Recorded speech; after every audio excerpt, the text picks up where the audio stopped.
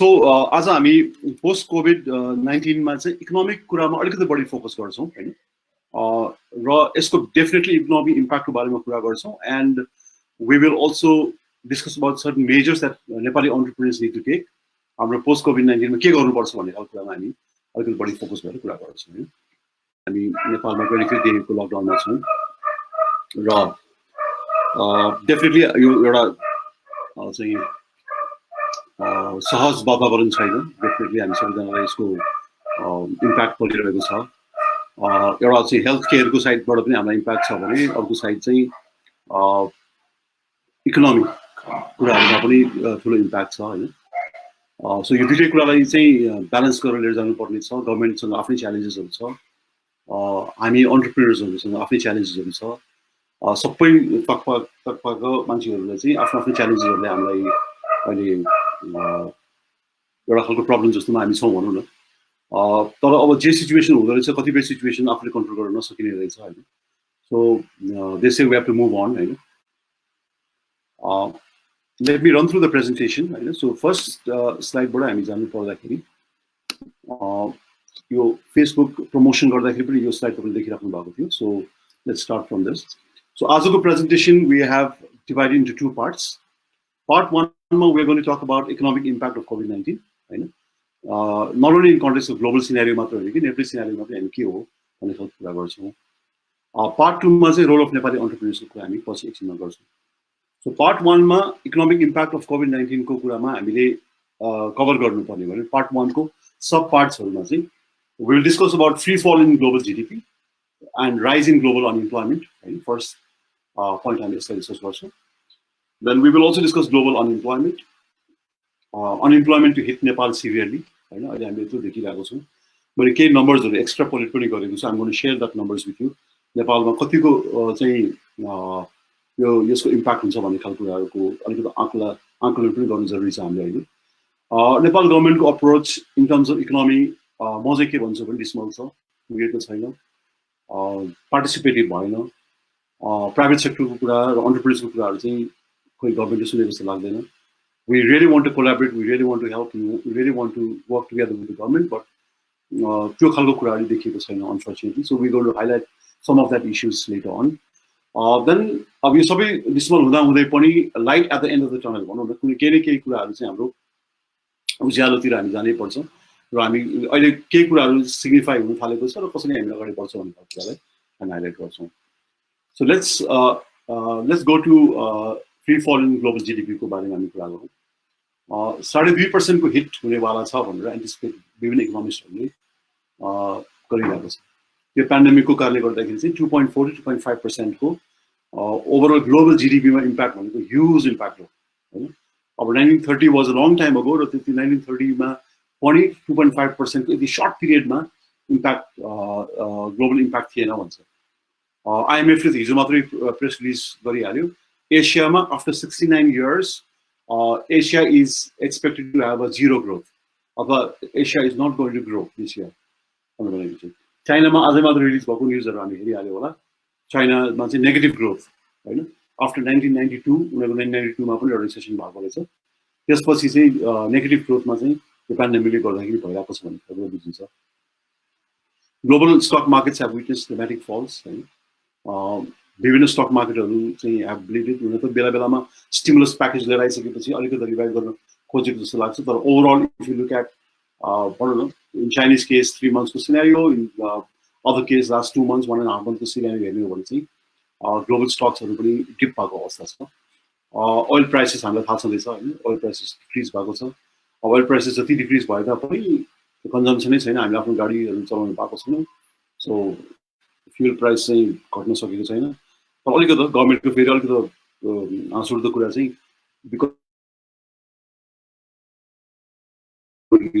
आयो त्यो त रेलेभेन्ट हुनु नपर्ने हैन कन्जम्पसन भए पनि नभए पनि यदि हामीले एउटा साइन्टिफिक प्रोसेसलाई मेजरमेन्टलाई चाहिँ गरिसकेका छौं भने चाहिँ त्यसलाई एडजस्ट गर्दा हुन्छ जस्तो लाग्छ मेरो opinion but anyway that's the view point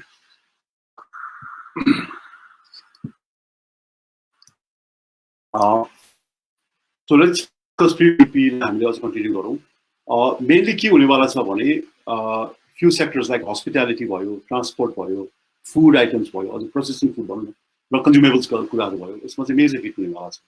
त्यो मेजर हिट के साइड किन हुन्छ भन्दाखेरि because there be substantial decrease in demand, demand घटेर मेजर हिट हुनेवाला भइरहेको छ र अझ आउने दिनहरूमा यसको चाहिँ ठुलो इम्प्याक्ट हुनेवाला छ हामीलाई।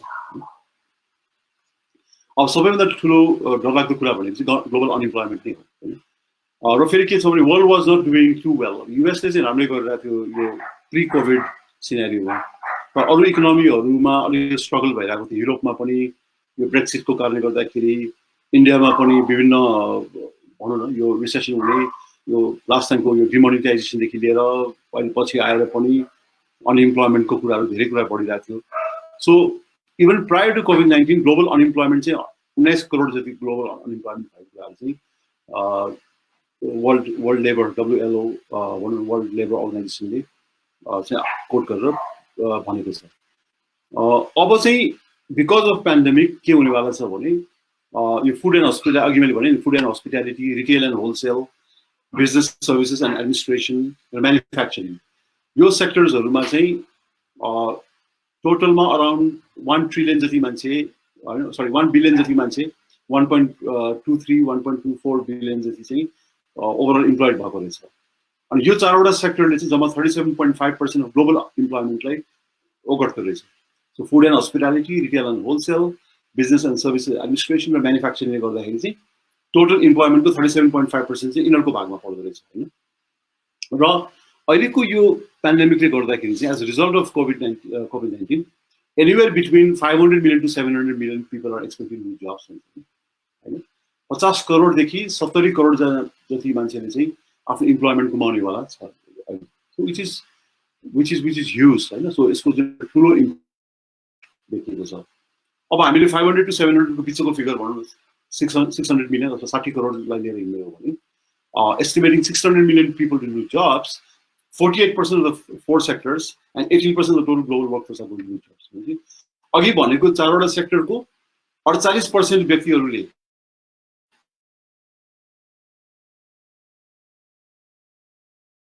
सर्भिस एन्ड एडमिनिस्ट्रेसन र म्यानुफ्याक्चरिङ मात्र गर्ने हो भने चाहिँ त्यसको 48% जति इम्प्लोइमेन्ट त्यहाँ भएको छ त्यसको 48% people are going to lose jobs. यदि टोटल इम्प्लोइमेन्टको कुरा गर्ने हो भने चाहिँ 18% of total employment workforce are going to lose jobs because of COVID-19 चाहिँ ह्युज, एकदम भयावह हुन्छ नि। सो यो सिचुएसन चाहिँ हाम्रो लाइफ टाइममा हामीले देखेको सिचुएसन होइन। सो इट इज स्केरी होइन, हामीले डराउनु पनि पर्छ। इट इज स्केरी र यसले गर्दाखेरि हामीले आफूलाई रिपोजिसन गर्ने कुराहरू छ, त्यो एकछिनमा हामी कुरा गरौँ। सो ग्लोबल अनइम्प्लोइमेन्टमा यस्तो खालको स्टोरी देखिएको छ होइन।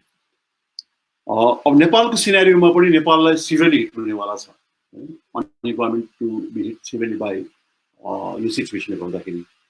अब नेपालमा मात्रै मैले एउटा सोर्सबाट हेरिरहेको थिएँ, अराउन्ड 71 लाख जति मान्छे चाहिँ नेपालभित्र इन्टरनली अब यो यसमा एकदमै भनौँ न अनअर्गनाइज सेक्टरको लेबरहरू चाहिँ यसमा आउँदैन होइन। अर्गनाइज सेक्टरको लेबरर्सहरूलाई सबै हेर्दाखेरि 7.1 मिलियन मान्छे नेपालमा काम गर्दो रहेछ। इन्डियामा अराउन्ड 20 लाख जति नेपालीहरू छ भन्दा विभिन्न रिसर्चले विभिन्न कुरा बताउँछ। जति बाहिर कन्ट्रीको चाहिँ यो वर्क भिजा लिएर जाने कन्ट्रीहरूको जति सजिलो छ, जुन चाहिँ यो थर्डमा इन अदर कन्ट्रिज भनेर आएको छ, त्यो जति सजिलो चाहिँ छैन इन्डियाको मेजरमेन्ट गर्नलाई। तर विभिन्न रिसर्चले गर्दा कसैले 15 लाख कसैले 20 लाख भनेको छ। 20 लाखलाई समातेर हिँड्ने हो भने नेपालमा र इन्डियामा र अरू कन्ट्रीहरूमा गरेर अराउन्ड 13.7 मिलियन पिपल चाहिँ हाम्रो नेपाली वर्कफोर्सहरू either they are working in Nepal or they are working in other countries. When I say other countries, I'll come back to this slide, but let's go to the next slide. Other country भन्नाले मैले next स्लाइडमा गएँ। Qatar, Malaysia, Saudi Arabia, United Arab Emirates, Kuwait, Bahrain, Oman, South Korea, Lebanon, Israel, Afghanistan, Japan र others गरेर women मेनको राखेको छ। यो जुन 2019 सम्मको फिगर छ, लेबर मिनिस्ट्रीले निकालेको यो फिगरबाट मैले लिएको छु। यसमा डिपार्टमेन्ट अफ फरेन इम्प्लोइमेन्टबाट अराउन्ड 46 लाखको अघि मैले 4.6 मिलियनको फिगर चाहिँ यहाँबाट लिएको होइन। यसमा हामीले के नोट गर्नुपर्छ भने यो वर्क भिजा लिएको मान्छेहरूको मात्र यहाँ हिसाब किताब गरेको छ है। जस्तै मैले कसको चाहिँ यसमा चाहिँ त्यो छैन भने कोही मान्छे पढ्न गयो, युएसमा गयो, युकेमा गयो, अस्ट्रेलियामा गयो, उसले त्यहाँ बसेर काम गरिरहेको छ, ऊ स्टडी भिजामा गएको छ, तर he or she is working there on a temporary work पर्मिटमा काम गरिरहेछ अनि पढाइ सक्यो पढाइ उसको पिआर भयो त्यसपछि त्यही काम गरिरहेछ अनि कसैले त्यही पिआर रेजिडेन्सी नै लिएर त्यहीँ बसेर काम गरिरहेछ सो तिनीहरू चाहिँ इनिसियली चाहिँ वर्क पर्मिटबाट नगएको भएर यो फिगर्समा आउँदैन so I am not including the expat पपुलेसनहरू इन्क्लुड भएको छ ओके जहाँ जति पनि हाम्रो चाहिँ अब उनीहरू चाहिँ जेनरली व्हाइट कलरमा हुन्छन् कोही कोही त त्यहाँ पनि ब्लू कलरमा होला तर पढ्न गएको स्टुडेन्टहरू उतै माइग्रेट गरेर बस्ने हुन्छ हाम्रो साथीभाइ हाम्रो फ्यामिली मेम्बर्सहरू जुन हामी देख्छौँ बाहिर गएर उहाँहरूले सिभिल लकडाउनमा हुन्छ ठाउँ ठाउँमा नेपाल मिस गरिरहनु भएको छ होइन सो यो सिचुएसन डिफिकल्ट छ त्यो मान्छेहरू चाहिँ कभर नगर्दाखेरि पनि नेपाल इन्डिया र अदर कन्ट्रीको हेर्दाखेरि हाम्रो अराउन्ड 13.7 मिलियन चाहिँ हाम्रो ओभरअल अनि ओभरअल चाहिँ हाम्रो इम्प्लोइमेन्ट रेट अनइम्प्लोइमेन्ट रेट छ र यो पछिको फिगरले के भन्यो भन्दाखेरि around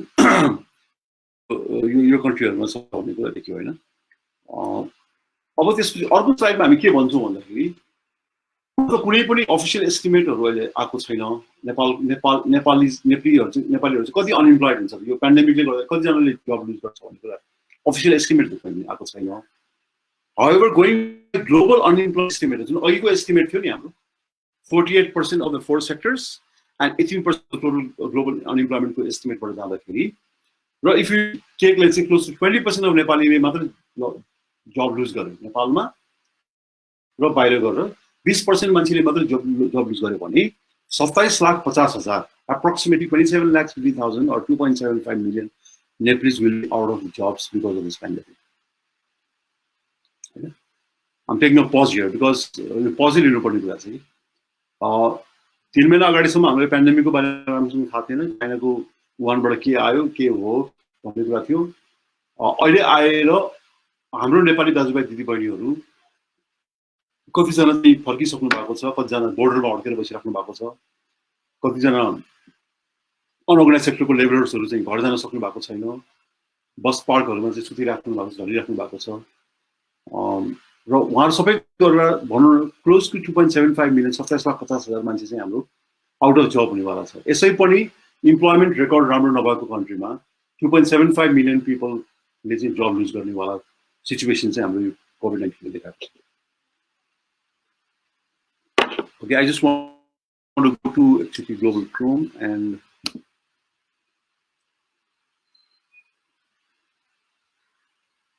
is it okay? Sorry. Okay. So let's continue.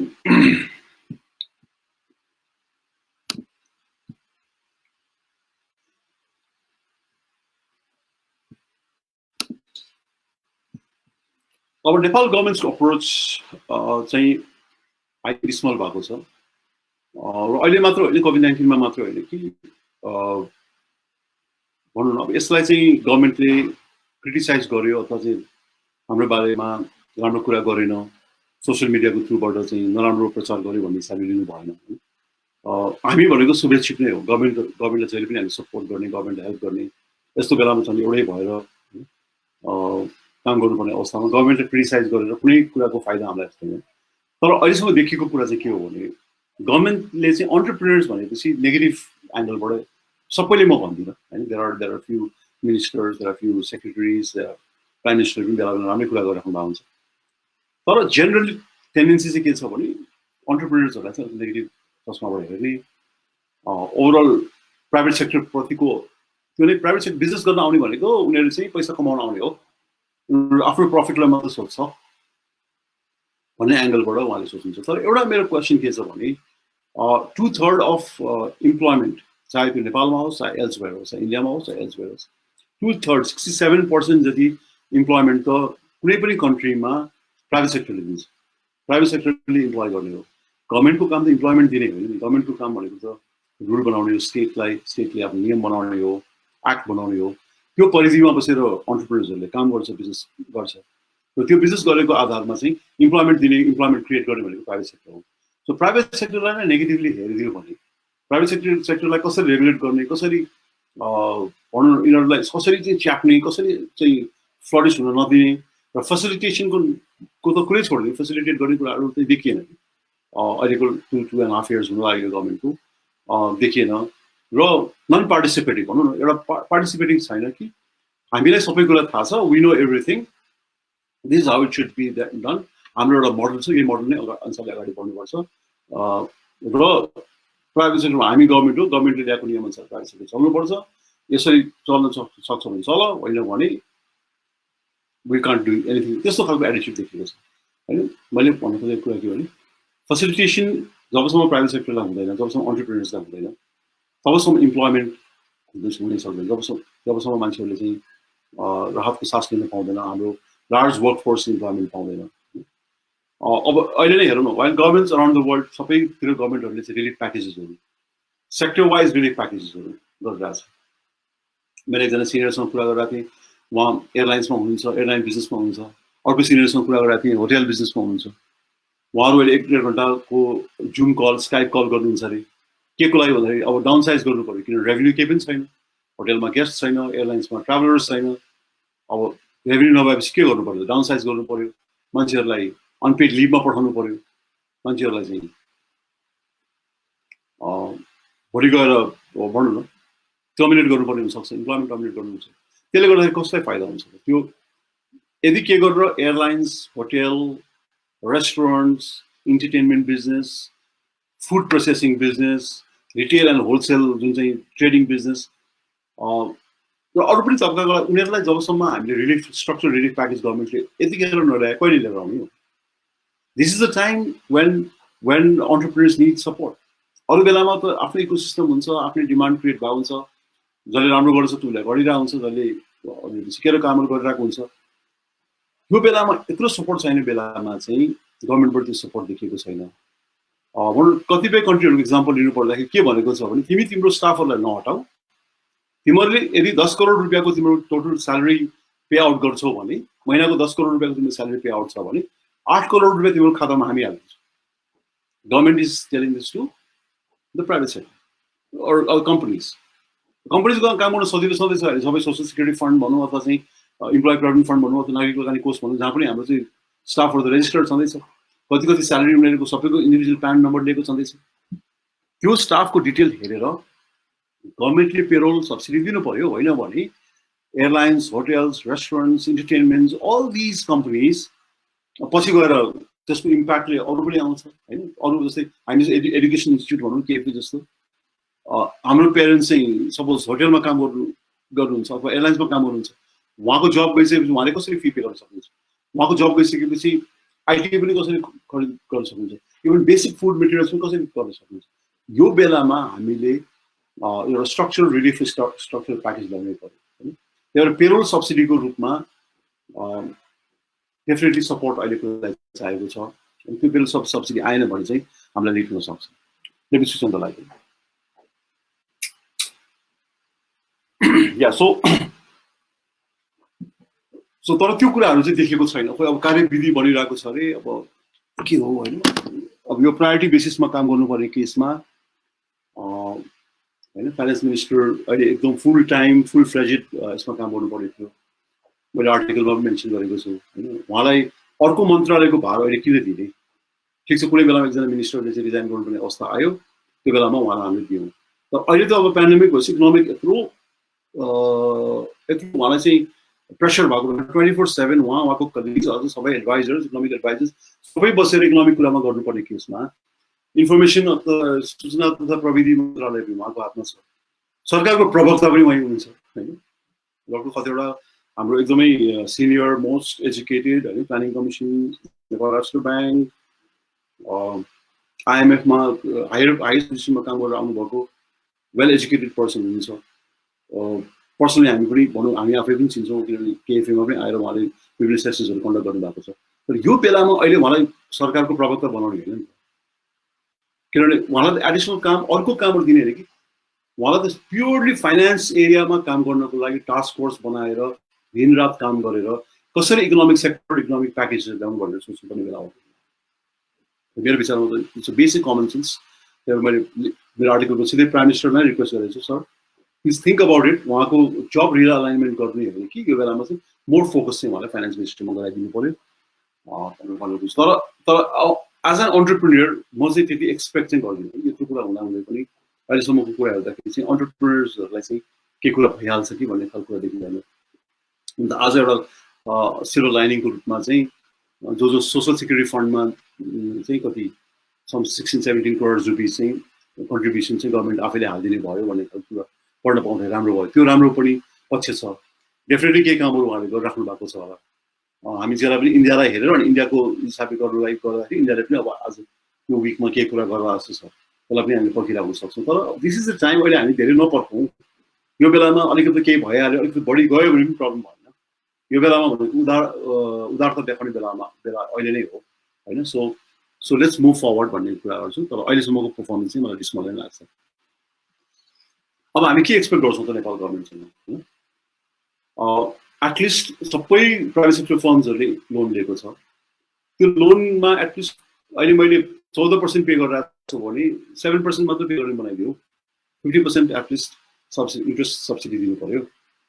मैले भ्याट र टिडिएसको पेमेन्ट जुन मन्थली बेसिसमा गर्छु त्यो मैले अब एटलिस्ट अब आउने असारसम्ममा तिरे हुने गरेर चाहिँ मेरो क्यास फ्लोलाई, त्यो पैसालाई मैले स्यालेरीमा युज गर्न सक्छु। अहिलेको लागि त मैले स्यालेरी रोक्नु भएन कि। मेरो स्टाफको स्यालेरी रोक्यो भने कुनै पनि अन्टरप्रेन्योर बिजनेस हाउसले स्टाफको स्यालेरी रोक्यो भने के खान्छ, उसले घरमा के कसरी उसको जीविका चल्छ। सो एटलिस्ट मेरो defer allow me to defer my VAT and TDS payment असार 2077।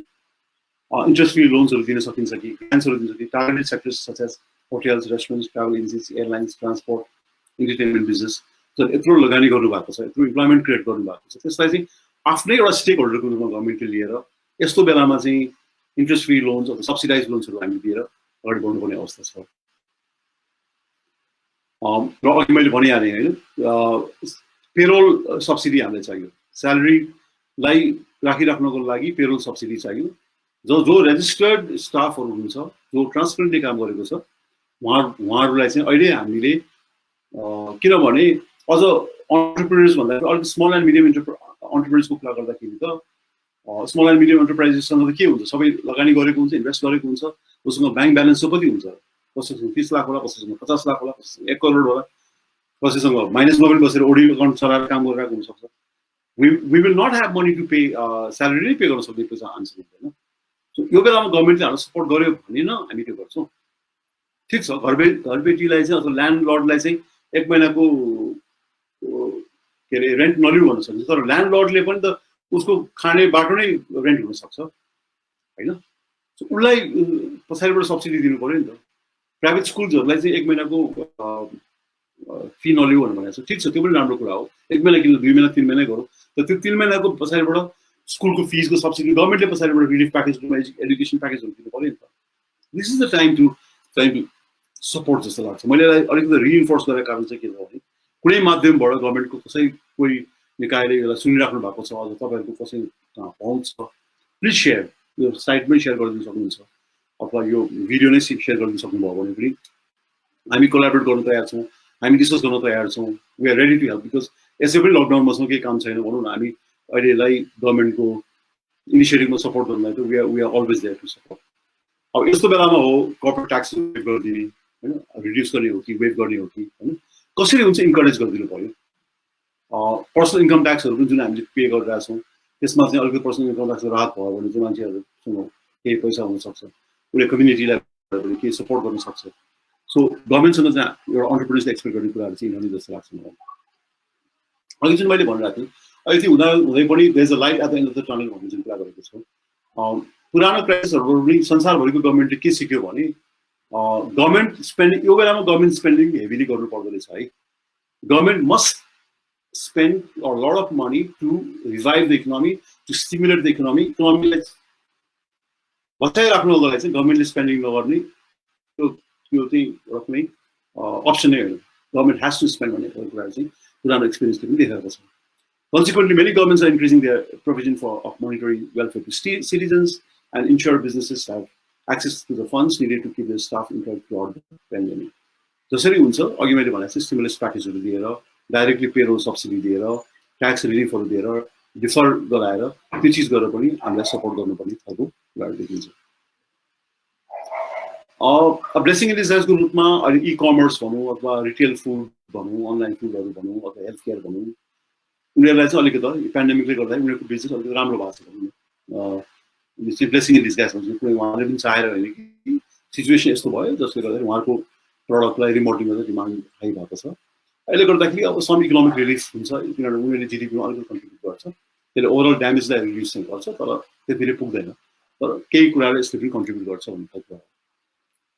अर्को चाहिँ अब डब्लुएचओमै मात्रै पनि रेजिस्टर भएको 44वटा क्यान्डिडेट भ्याक्सिन्सहरू यो पेन्डेमिकलाई फाइट गर्नलाई चाहिँ 44वटा भ्याक्सिन्सहरूलाई कन्सिडर भइरहेको छ। All the countries basically develop कन्ट्रिजहरूले चाहिँ नेक ब्रेक पेसमा भ्याक्सिन डेभलप गर्न लागिरहेको छ। एभ्रीबडी लाइक हुन्छ नि कति सके चाँडै भ्याक्सिन ल्याउनको लागि यो उपचार भइसकेको मान्छेहरूको ब्लड प्लाज्मा लिएर एक्सपेरिमेन्ट गरेर होइन सो अगाडि बढिरहेको छ। होपफुली चाँडैभन्दा चाँडै यसको भ्याक्सिन आइदियो भने चाहिँ एउटा अर्कै खालको कन्फिडेन्स हुन्छ, लकडाउन गर्नुपर्ने अवस्था हुँदैन होइन। त्यसले गर्दाखेरि चाहिँ यो कुरालाई हामीले कभर गर्न सक्यो भने फेरि जब यस्तो पेन्डेमिकबाट रिबाउन्ड हुन्छ इकोनोमी, यो रिबाउन्डलाई जतिसक्दो चाँडै गर्न सक्यो भने राम्रो होइन। अब अहिले सबैले भनिरहेको छ सेप्टेम्बर अक्टोबरसम्म त यो रिबाउन्ड हुँदैन, सेप्टेम्बर अक्टोबर नोभेम्बर डिसेम्बरदेखि यसलाई रिबाउन्ड गर्न सक्यो भने चाहिँ मेबी फेरि ग्लोबल इकोनोमी फेरि एउटा चाहिँ चलायमान हुन्छ र अझै चाहिँ यसको चाहिँ मोमेन्टम चाहिँ ग्यादर गर्छ भन्ने कुरा पनि देखिरहेको छ। ओके, मैले पार्ट 1 यहाँसम्म सिध्याएँ होइन। कुनै रेलेभेन्ट क्वेसन्सहरू कसैको केही छ भने लामो क्वेसन्सहरू पनि देखिरहेको छु। What I'll do is I'll try to respond to these questions later होइन। यो क्वेसन्स तपाईँहरूको छ त्यसलाई हामी पछि पनि कुरा गर्न सक्छौँ। यसबाट धेरै कुरा लर्निङ हुन्छ किनभने एकअर्कासँग नै सिक्ने हो होइन यो बेलामा। अहिलेको लागि म पार्ट 2 मा जान चाहन्छु।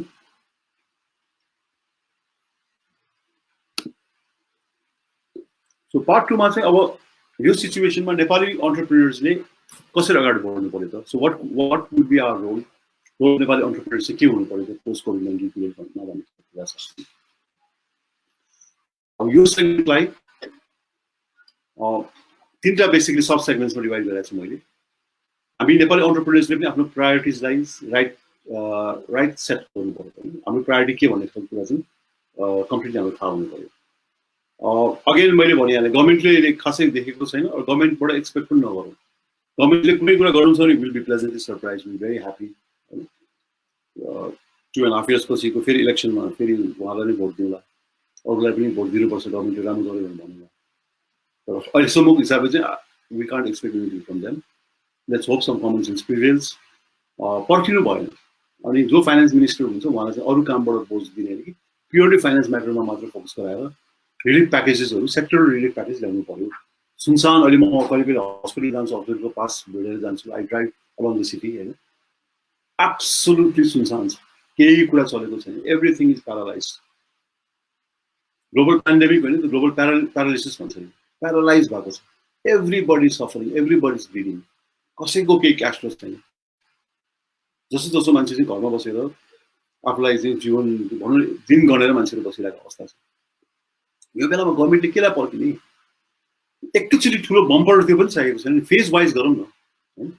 फेज वाइज अहिलेलाई एकदमै जुन माइग्रेसन लेबर पपुलेसनलाई हेल्प गर्न के गर्न सकिन्छ, उनीहरूको घाँसलाई भनौँ बास पनि म भन्दिनँ, अहिले उनीहरूको फुड र हङ्गरलाई क्योर गर्नलाई के गर्न सकिन्छ। फर्स्टमा त्यो मात्र कुरा हेरेर त्यसलाई चाहिँ लन्च गरिहाल्नु पऱ्यो अर्को नेक्स्ट कपल अफ डेजमा।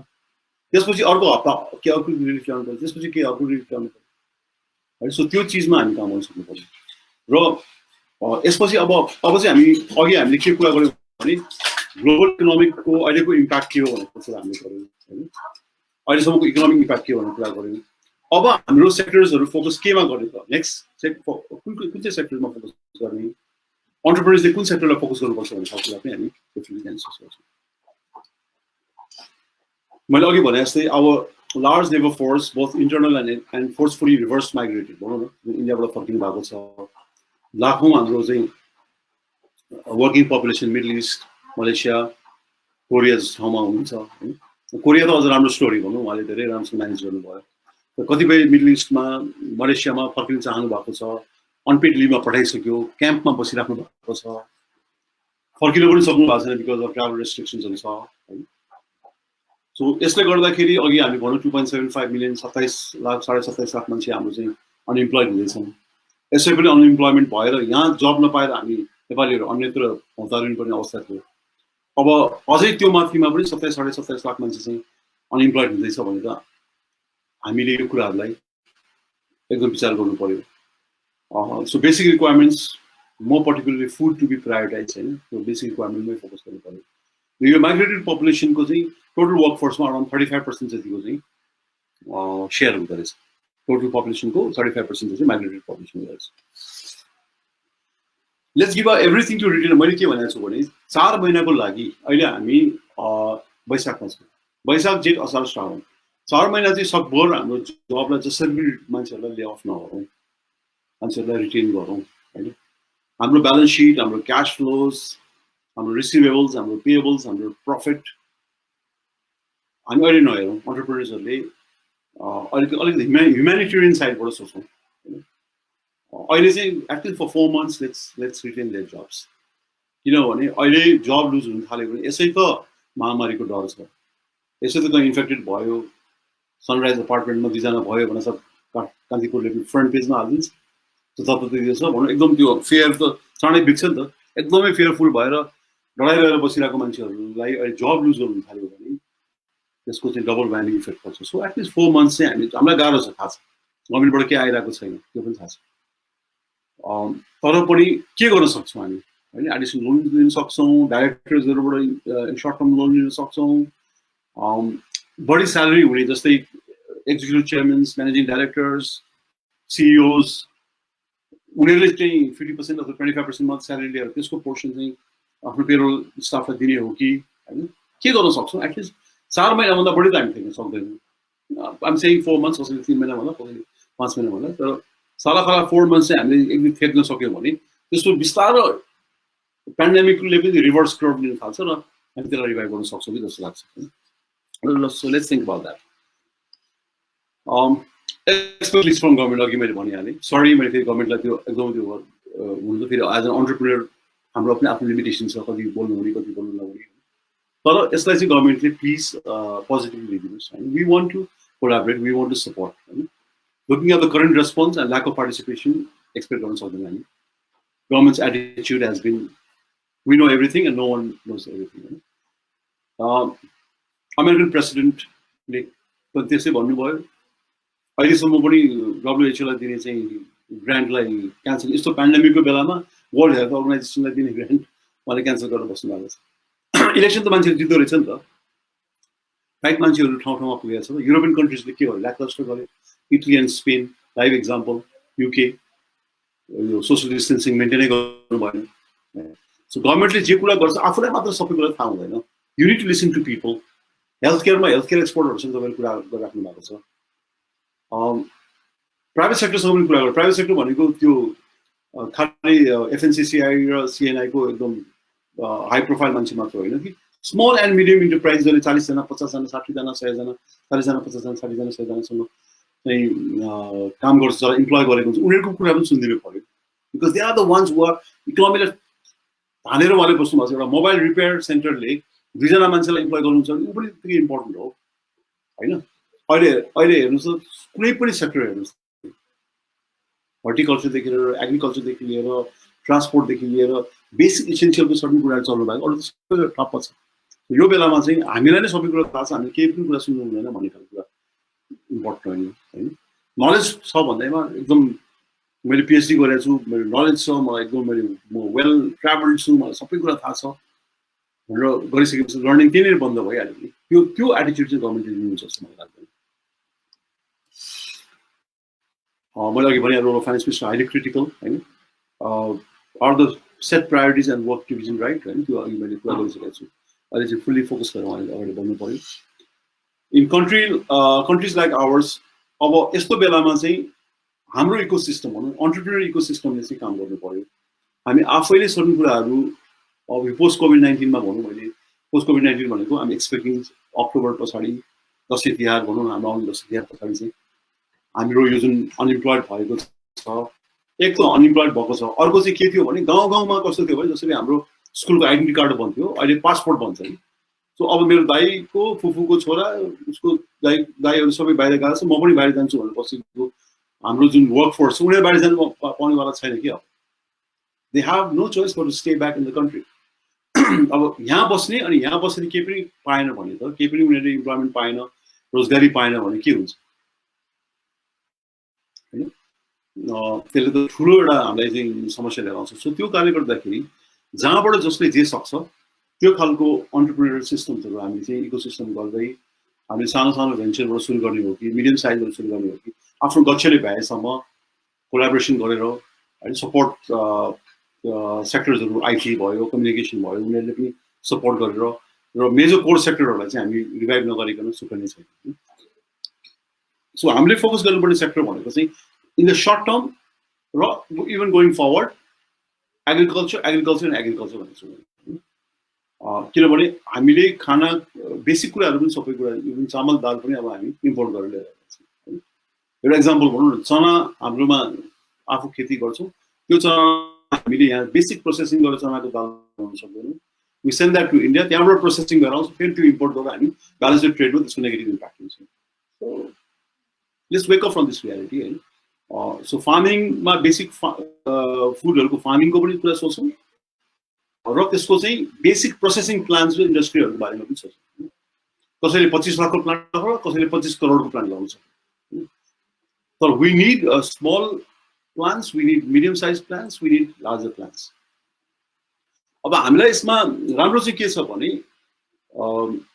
हिजोसम्म हामी के भन्थ्यौँ भने अब मान्छे नै पाउँदैन सबैजना मान्छे बाहिर छ they have gone to Middle East they have gone to other countries हामीसँग यहाँ वर्क फोर्स नै छैन भनेर कुरा गर्थ्यौँ त्यो सिचुएसन भन्दा अहिले चाहिँ अलिक डिफ्रेन्ट छ अब ह्युमन क्यापिटल चाहिँ हामी यहाँ पाउँछौँ लेबर हामीले पाउँछौँ बिकज धेरै नेपालीहरू फर्किनु भएको छ उहाँहरू बाहिर जानु आफै पनि रिलक्टेन्ट हुनुहुन्छ उता पनि डिमान्ड नहुने भएको दे विल स्टे म सर्टेन सेगमेन्ट अफ द्याट सबैजना त बस्नुहुन्न सबैजना फर्किनु पनि हुन्छ केही व्यक्तिहरू त बस्नुहुन्छ राम्रै कम्पोनेन्ट राम्रै पर्सेन्टेज यता बस्नुहुन्छ सो उहाँहरूलाई हामीले इम्प्लोय गर्न सक्छौँ र उहाँहरूलाई यदि हामीले अराउन्ड 21,000 म 13,450 भन्दिनँ मिनिमम स्यालेरी होइन अराउन्ड 20,000 जतिको स्यालेरी स्केलमा हामीले चाहिँ उहाँलाई इम्प्लोय गर्न सक्यौँ भने उहाँले 35,000 40,000 45,000 जुन गल्फमा पाउनुहुन्थ्यो अथवा चाहिँ मलेसियामा पाउनुहुन्थ्यो त्यो फोर्गो गरेर भए पनि नेपालमै आफ्नो फ्यामिलीसँग रमाइ बस्नु जस्तो लाग्छ किनभने अहिले देखियो कि किनभने यो पेन्डेमिकको बेलामा अहिले कतिजना मान्छे छटपटेर बस्नु भएको छ हाम्रो स्टुडेन्टहरू पनि हेरौँ यहाँबाट चाहिँ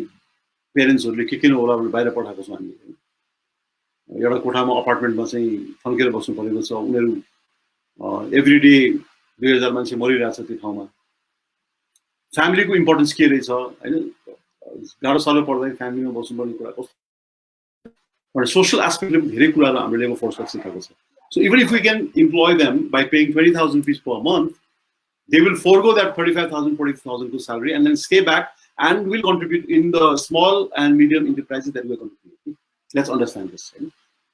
I'm very clear यसमा होइन यो कुन सेक्टरमा गर्ने भन्दाखेरि जुन चिज हामी किन्छौँ जुन चिज इम्पोर्ट गर्छौँ भाटबटेरीको सेल्फमा जुन चिज पाउँछ बिग मार्ट र सेल्सबेरीको सेल्फमा जुन चिज पाउँछ त्यो इम्पोर्टलाई हामीले कतिसम्म इम्पोर्टलाई सब्स्टिट्युट गर्न सक्छौँ हामी आफू सोचौँ कुन एरियामा के हुन्छ होइन कसैले क्रपमा जाला कोही फ्रुट्समा जाला कोही मिल्क प्रडक्ट्समा जाला होइन मिल्क प्रड्युस गर्नलाई मिल्क प्रड्युस गरेको चिजलाई फरवर्ड इन्टिग्रेट गरेर विभिन्न घिउ तपाईँको बटर चिज त्यसको फरवर्ड इन्टिग्रेसन गर्न सकिन्छ फ्रुट्सलाई फ्रुट्स जुसमा हामी कन्भर्ट गर्न सक्छौँ होइन क्रप्सलाई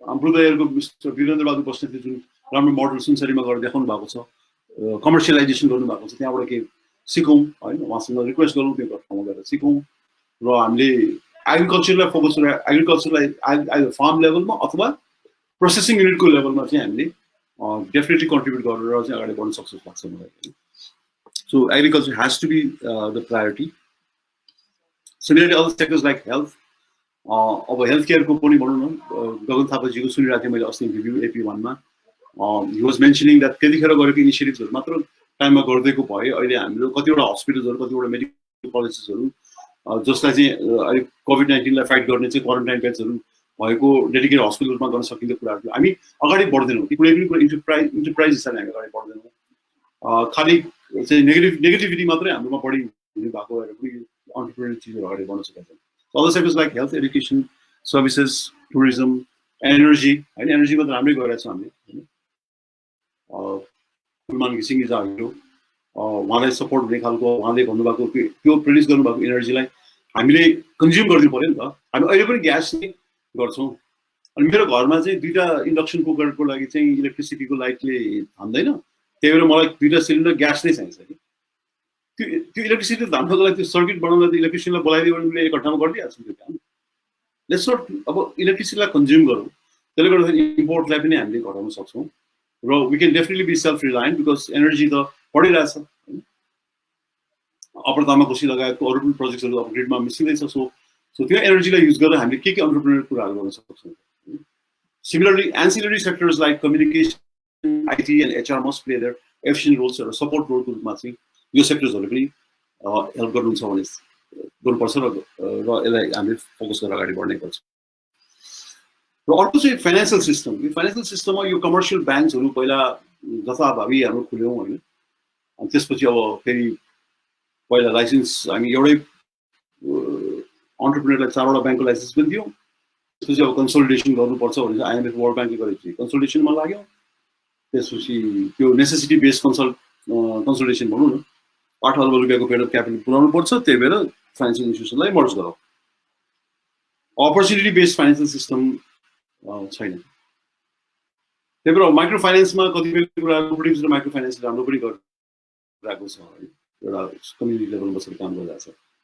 त्यसलाई अझ कसरी हुन्छ इनेबल गर्नु पर्यो कसरी हुन्छ टेक्नोलोजी इनेबल गरेर एफिसिएन्ट बनाउनु पर्यो उनीहरूको कस्ट स्ट्रक्चर एकदम हाई हुन्छ त्यो कस्ट स्ट्रक्चरलाई घटाइदियो भने चाहिँ माइक्रो फाइनेन्सले अर्को मैले देखेको म्युनिसिपल फाइनेन्सिङ गर्नुपर्छ भनेको मतलब 293वटा नगरपालिका छ त्यसमा त मध्येमा 80% चाहिँ नगरपालिका नाम मात्रको छ बेसिक नगरमा हुनुपर्ने बेसिक एमिनिटिजहरू बेसिक इन्फ्रास्ट्रक्चर छैन त्यसलाई फाइनेन्सिङ गर्ने एउटा स्पेसल फाइनेन्सियल इन्स्टिट्युसन हुन्छ नेपालमा टाउन डेभलपमेन्ट फन्ड नगर विकास कोषले एकदमै पर्फर्मेन्स होइन ग्याप छ 5 खर्ब रुपियाँको ग्याप छ फाइनेन्सिङ गर्नुपर्ने अमाउन्ट 5 खर्ब रुपियाँ छ लगानी छ 4 अर्ब कि 4.5 अर्ब 5 अर्ब कति छ ब्युरोक्रेटिक ह्यासल्स त्यो पर्फर्मेन्स छ त्यो होइन कि जसरी कुनै जमानामा एएनजेड ग्रिनले आएर जोइन्ट भेन्चरको रूपमा आयो त्यसको एउटा private sector driven joint venture municipal finance इन्स्टिट्युसनको जरुरी छ त्यसमा केएफए के काम पनि गरिरहेछ अब पोलिटिकल सपोर्ट अथवा गभर्मेन्टको सपोर्ट भयो भने हामी अगाडि बढाउन सक्छौँ हरेक नगरपालिकालाई विकास गर्नु पर्यो हरेक नगरलाई विकास गर्नु पर्यो I'm not talking about infrastructure financing त्यो भनेको ब्रिज एयरपोर्ट्स होला इरिगेसन होला हाइवेज होला सुपरवेज होला वडेभर त्यसको कुरा होइन कि म के को कुरा गर्छु म ढलको कुरा गरिरहेको छु म ड्रेनेजको कुरा गर्छु म सिवरेजको कुरा गरिरहेको छु म सानो बाटोको कुरा गरिरहेको छु म त्यहाँ नगरमा हुने बस पार्कको कुरा गरिरहेको छु म चिल्ड्रेन पार्कको कुरा गरिरहेको छु म साइकल लेनको कुरा गरिरहेको छु म त्यहाँ नगरपालिकाको आफ्नो जग्गाहरूमा आफ्नो त्यो प्रति जग्गा भन्छ त्यो जग्गाहरूमा चाहिँ सर्टन कमर्सियल कम्प्लेक्सहरू बनाएर त्यहाँ एक्टिभिटीको कुरा गरिरहेको छु त्यहाँ अन्टरप्रेन्योरल इकोसिस्टमको कुरा गरिरहेको छु त्यो 293वटा नगरपालिकालाई क्यापासिटी बिल्ड पनि गरिदिनु पर्नेछ बाहिरबाट फन्ड्सहरू परिचालन पनि गर्नुपर्नेछ र एट द सेम टाइम उनीहरूलाई फन्ड्स पुग्दैन त्यो फन्ड्सलाई चाहिँ रिसोर्स पनि गर्नुपर्नेछ त्यसको लागि म्युनिसिपल फाइनेन्सिङ एउटा इनोभेटिभ म्युनिसिपल फाइनेन्सिङको स्ट्रक्चर हामीलाई चाहिन्छ र त्यस्तै गरेर इन्फ्रास्ट्रक्चर फाइनेन्सिङ मैले भनिहालेँ इन्फ्रास्ट्रक्चर फाइनेन्सिङ चाहिँ अब इन्फ्रास्ट्रक्चर डेभलपमेन्ट ब्याङ्क आएको छ खुलेको छ राष्ट्र ब्याङ्कले गरेको छ तर खोइ एक्टिभिटी देखिँदैन कुन प्रोजेक्टमा के भएको छ त्यो देखिँदैन टाइमलाइन बनाएर काम नेपाल इन्भेस्टमेन्ट बोर्डमा विभिन्न हाई प्रायोरिटी प्रोजेक्ट्सहरू छ हाई प्रायोरिटी प्रोजेक्ट्सको डेडलाइन्सहरू मिस भइसकेको हुन्छ हामी प्रोजेक्ट्स नै कम्प्लिट गर्न सकिरहेको हुँदैनौँ अब महासर जानुभएको छ राष्ट्र ब्याङ्क गभर्नर ग्रुपमा मैले उहाँलाई फर्स्ट डे नै एसएमएस पठाएको थिएँ हजुर गभर्नर ग्रुपमा जाँदै हुन्छ खालि रेगुलेटरी साइडबाट मात्र नहेर्नु होला अलिक इन्टरप्राइजिङ साइडबाट ब्याङ्क्सहरूलाई कसरी फेसिलिटेट गर्ने भन्ने खालको कुरा पढाइदिनु पऱ्यो ग्लोबली हामी कम्पिटेटिभ हुने हो भने हाम्रो फाइनेन्सियल सिस्टम राम्रो हुनुपर्छ र प्राइभेट इक्विटी र भेन्चर क्यापिटल फन्ड्सहरू पनि अहिले आउनु भएको छ त्यो प्राइभेट इक्विटी भेन्चर क्यापिटल फन्ड्सहरूले यो बेलामा चाहिँ अलिकति धेरै स्ट्रिन्जेन्ट नियम बनाउने 3 वर्ष 4 वर्ष 5 वर्ष पुगिसकेको कम्पनी मात्रै हामी फाइनेन्स गर्छौँ प्रफिटमा भएको कम्पनीमा मात्र हामी इक्विटीमा आउँछौँ अहिले इन हुन्छ आउट हुन्छ भन्नुभन्दा पनि स्टार्टअप कम्पनीजहरूलाई सानो स्टार्टअप कम्पनीजहरूलाई फाइनेन्स गर्नलाई उहाँले हार्ट देखाउनु पर्यो होइन.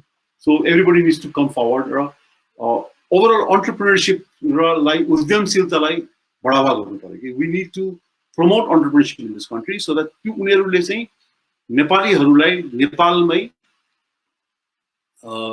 रोजगारी दिन सकोस्.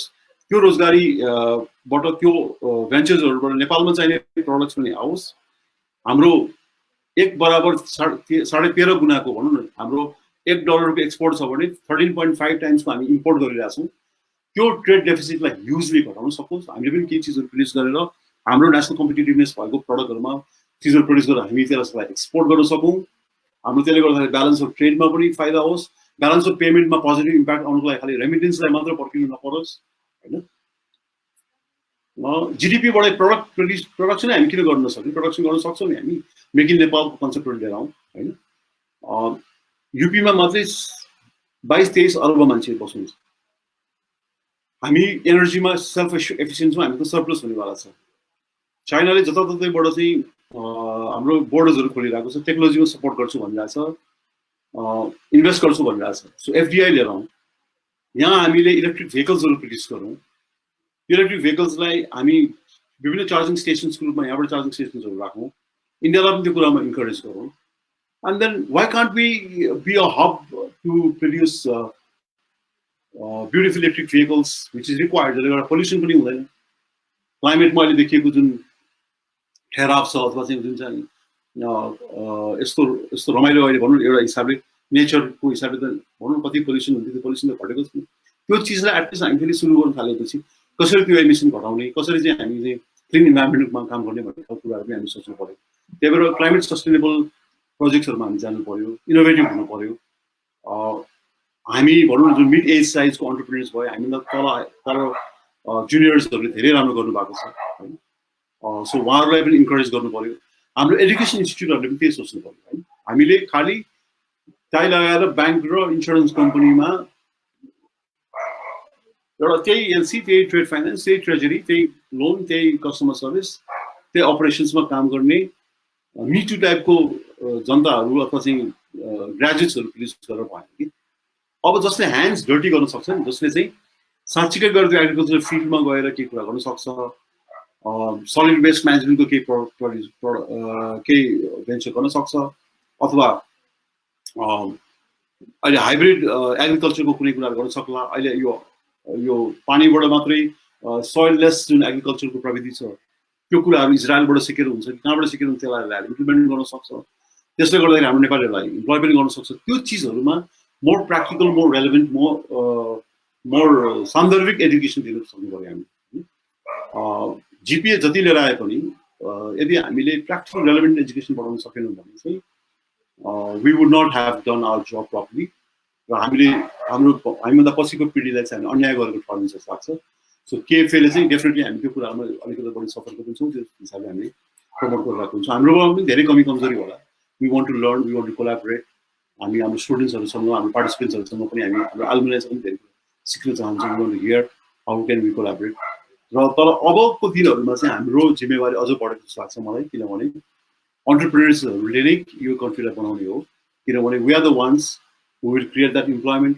जसले इम्प्लोइमेन्ट भयो भने सबै कुरा राम्रो हुँदो रहेछ, इम्प्लोइमेन्ट भएन भने के हुँदो रहेछ भन्ने कुरा अहिले हामी बाटो बाटोमा, गल्ली गल्लीमा सोलुको मान्छे चाहिँ पहिलाले जानुपर्ने अवस्था छ. कति भयावह अवस्था. त्यस्तो खालको सिचुएसनबाट अभोइड गर्नलाई चाहिँ हामीले नै यसको चाहिँ लिडरसिप लिनुपर्छ भन्ने खालको कुरा पनि केही भएको छैन. सो इन अ नटसेल मैले त्यही भन्दैछु, all of us must be enterprising and be able to place our vision beyond the box.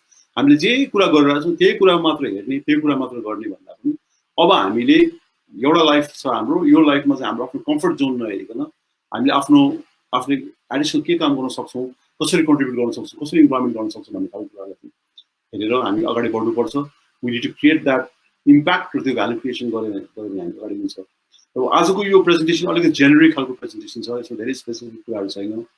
1 घन्टाको प्रेजेन्टेसन धेरै कुरा कभर गर्न पनि सकिँदैन. तर म सबै पार्टिसिपेन्ट्सहरूलाई के रिक्वेस्ट गर्छु भने let this be a beginning of our conversation. हाम्रो कन्भर्सेसनको चाहिँ यो बिगिनिङ होस् होइन. तपाईँसँग के आइडिया छ, केही छ भने हामीलाई इनबक्स गर्नुहोस्. हाम्रो आइडियाजहरू इनबक्स गरौँ, सेयर गरौँ, कुरा गरौँ होइन.